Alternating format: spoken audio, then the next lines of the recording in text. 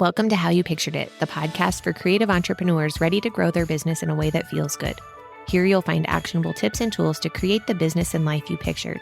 I'm your host, Kate Hyde with Dear Kate Brand Strategy. Let's get started. Today, I want to talk to you about mini sessions. I know these are super controversial. You always hear people talking about how they don't want to undervalue their business by doing mini sessions. And I totally get that. I get that it's putting a dollar amount maybe that's lower on a session and showing people that they can get photography for a lesser price.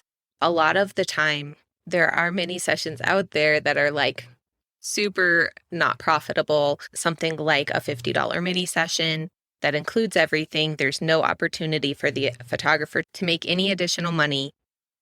This happens a lot with newer photographers, where really the barrier to entry to become a photographer is so low. You don't have to have much of anything to start a photography business. You need a camera. That's it, right? And in a lot of places, that really is it. There's no additional legal steps you need to take. You can start as a hobby business. A lot of people will start a photography business then thinking that that's it, that they just need to take pictures of people. They need to get more photos in their portfolio to grow it and practice more.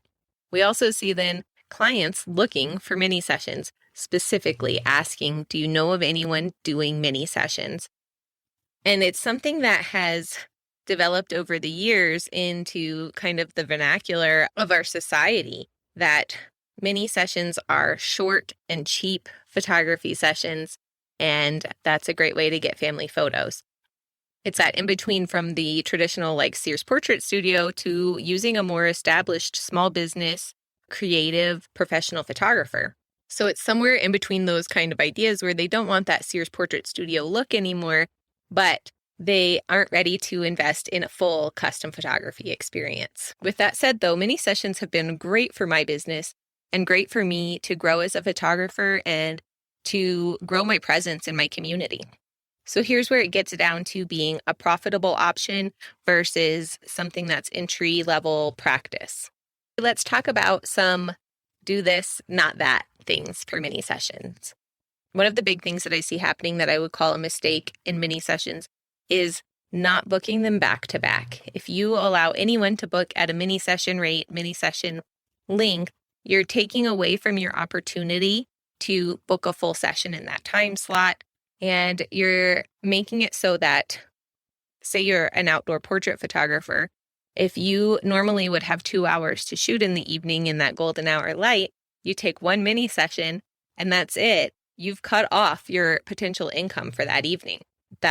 You're at that lowest rate and that's it. What you can do instead here is book back-to-back mini sessions. I personally do about 3 to 4 20-minute mini sessions back-to-back on the same evening.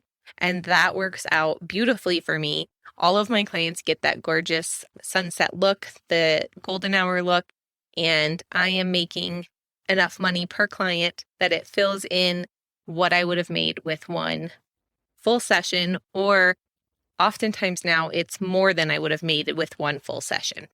The second thing that I see as a problem when people are booking mini sessions or offering mini sessions is that it's a one flat price. By that, I mean that you're saying that it is $250 for your mini session and all of the keeper images are included. With this, there's just nowhere for you to go. There's no increased income you can make. You're putting a cap on your income, $250 per client at those mini sessions, and that's it. So instead of doing that flat rate kind of session, what I suggest doing is including a certain number of images. You want to keep this at 5 or fewer, and then allowing clients to upgrade to additional images. Why 5 or fewer? Well, really think about it. If I'm shooting a family session and it's a mom, a dad, and 2 kids, they're going to want one great photo of the family, maybe 2. So that's 2 images. They want one photo of each kid, and then maybe they want a photo of the kids together. There's their 5 images. It's so easy to narrow down to 5 images. So keeping it at that low number makes it so that they'll maybe consider upgrading. I've seen people offer 10 or 15 images with a session, and honestly, it's really easy to get down to that as a client. You don't need that many photos of your family that year. You just have that you're going to make this Christmas card and this is how many slots it has and you want one for the wall. And so it's easy for them to logically think through their gallery, and they kind of take the emotion out of it at that point. When you've got it limited to 5 or fewer images, it's much harder for them to choose which are going to be those specific ones, and they'll more likely upgrade. Another issue that I see is not creating enough scarcity with mini sessions. You want to make sure that these are highly valuable, and if they're available at any time, then clients will wait for that to happen. They'll wait for those mini sessions and they won't book your full sessions. Your whole calendar will be filled with mini sessions, which maybe that works for you, and that's awesome. I'm happy for you if you are a full-on mini session photographer and you're booking your clients back to back in one particular evening, and that's all you need to do. That's great. Go for it. But if you are offering mini sessions every season, every weekend, you're really cutting down on your opportunity to book more of those full session clients and, again, limiting your income. One other way that you can make mini sessions more profitable is by creating something that's limited edition or special. I have some clients that come to me for multiple mini sessions per year because each one has a different style or theme or meaning. I offer glitter mini sessions sometimes in the late winter, like February timeframe, and then I offer motherhood sessions in May that are just mommy and me, and sometimes those have a really styled set so that it's really like they're beautiful photos and it's a special moment, but that's not their only photos they're going to take for the year. Same with the glitter sessions. They're fun and they're a great way to mark your child's age at this time and their kind of personality, but that's not the only photos that you want of your family for the year. Then I offer sunflower sessions and outdoor family sessions in the fall. And finally, I offer holiday mini sessions around December, late November, that are in my studio and again with a super styled set. They have certain uses. Those are beautiful for your holiday cards. You can make canvases to decorate your house during the holidays or whatever, but they're not going to be your only family photos that you have taken for the year, typically. Some of the tools that I use for mini sessions are one, Dubsado. With Dubsado, I use the scheduler, which allows the client to choose which time slot that they want. It then creates their invoice and they can pay for it and fill out a questionnaire all at the same time when they book their session.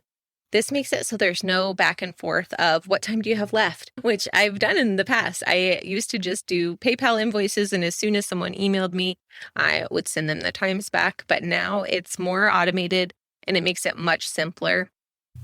Having these things automated really lessens the time commitment that goes into booking mini sessions for me and makes it so that I have more time for marketing and editing and doing the other parts of the business that I love. With the Dubsado scheduler, because I do similar mini sessions each year, I have a scheduler template ready for each type of mini session that I offer. And I just need to go in and tweak a few details and put in my availability for that particular year.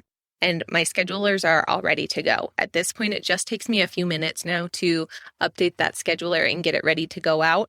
My emails are already there too, with like a reminder email letting them know that their session is coming up, how to prep for it, all of those good things. It's all automatically set and ready to go. Mini session booking is so easy for me now with that scheduler. The second thing that I use for mini sessions is PickTime. This is what I use to deliver my galleries. I use it for both proofing galleries and for their final galleries. I personally don't edit all of the images that are keepers. I do a light edit on them, and then I let the clients choose which ones they're going to purchase, and then I edit those. I send my clients a proofing gallery through PickTime, and they choose the ones that they want to keep, have edited, and purchase. PickTime then allows me to also include print credit or a discount off of prints if I want to, and that encourages a lot of people to buy prints and products from me. With PickTime, they can design their own albums. There are beautiful products like calendars, Christmas cards, all kinds of things in there that make it really easy for people to get beautiful prints and products from the images that I'm delivering, and they're not ordering then from Walgreens, which is such a relief as the photographer, but it also allows me to take myself out of that situation as well. I'm not doing any processing of those print orders. I just have to approve it and that's it. It drop ships directly to the client and PickTime places the order with the labs for me. They're all professional labs that you've heard of, and you get to pick and choose which things you want to include, and you get to set those prices. You decide how much profit you're going to make off of each item that's purchased. The third software that I'm going to talk about today is Flowdesk, which I use for sending emails. I have an email list that I have been growing since the first day of my business. That was one of the things that I'm proud of my past self for making, was an email list, because it means that I have access to all of my clients and that I own that list and can get into their inboxes. With Flowdesk, I have beautiful email templates all ready to go, and I just have to add my information to them and put a button to that Dubsado scheduler. A lot of the times my mini sessions book simply from sending emails through Flowdesk. Now clients know what to expect. I make sure to talk about it, of course, on social media and things in advance and get people added to that email list so that they know to expect that booking link coming. So just to wrap up, I want to share what the benefits of mini sessions are for me. As a mom and a photographer, it's really important to me that I'm making the most use of my time away from my kids. So for me, that means that if I'm going to spend an evening away from my family, that if I can fit in 4 clients instead of just 1, that's way more efficient use of my time. I'm only traveling to that location one time and traveling home from it. I also end up with clients who come to me year after year from mini sessions. These repeat clients have been a huge part of my business. Some of them have been coming to me every year for mini sessions for 9 years now. I've watched their kids grow from toddlers to middle schoolers, which is insane, but I absolutely love that. And year after year, when you see the same people, the connection is there, they're ready to go, and they know how the session's going to work. They're listening to you and they're engaged. Another benefit to mini sessions for my clients is the time. They are busy people and they don't have a full 2 hours on an evening to shoot beautiful sunset portraits where I am carefully positioning them. I also don't have the patience for that, but those mini sessions, those 20 minutes, they are so happy to be in and out and to know that we've got the shot. Dads in particular really love mini sessions because they do not want to be in front of my camera for any longer than absolutely necessary. In fact, for a lot of my clients at this point, the benefit to mini sessions is not a lower price point, but the fact that it's a shorter amount of time. The last set of mini sessions that I did was glitter mini sessions. I had 2 clients that ended up spending over $600 on a 15-minute glitter session that's just their kid playing in glitter. While those images are gorgeous and I love them, I know those clients will be back later this year for family photos too. This is a great way to build clientele for me and creates new offers and new products for my clients all the time. Lastly, mini sessions really helped me figure out what my style is and hone in on exactly how I shoot. Instead of waiting weeks in between sessions, I was doing one right after the other, and I could quickly learn from my mistakes with one client and turn around and do something different with the next one. I was also able to find new things to learn each time that I shot and put it into practice quickly. So say I wanted to try a certain prompt or pose, I would use it with each of those clients for mini sessions, and then I had done it 4 times. With that practice, I grew way more quickly than if I had that space and time in between each session. Now that I've been doing mini sessions for years, I'm a really fast shooter, and I can get at least 50 good images from a mini sessions, and I have a lot of variety in my mini session galleries. This really helps me to have a big portfolio of images, and I have a lot to share on social media throughout the year, even when I'm only shooting a few evenings per season. If your market is like mine, you probably have a busier season than others. Here it's fall, everyone wants fall photos, and I can't fit in every client that would want a full session without being gone from my home way more often than I want to. So these mini sessions make it so that I can see 4 clients in the time that it would take me to see 1 for a full session. That really helps me to spread the word and grow my business and have a bigger presence in my community as well. I will still say, though, that mini sessions are not for everyone. I have good friends who are not mini session shooters, and I totally understand because they have a different style of shooting than I do. They're slower, more methodical, and they are really about what is moving them in the moment and helping create a certain look or feel that just can't be done in the short time frame. Really, the point here is, though, that there is no one size fits all to a photography business, and you have to do what suits you, what fits your values, and what fits your priorities. And for me, that's mini sessions. I hope this episode has been helpful for you to see some of the benefits of mini sessions and how you can make them work better for you. We are in business to make money doing something that we love, and we need to make sure that whatever we're doing is profitable. I'd love to hear what you think. Take a screenshot of this episode in whatever podcast app you're in and post it to social media. Tag me at Dear Kate Brand Strategy and tell me what your takeaways were. Lastly, if you're not already subscribed, make sure you do so on whatever podcast app you listen to. Follow How You Pictured It. I will talk to you next week. Have a great day.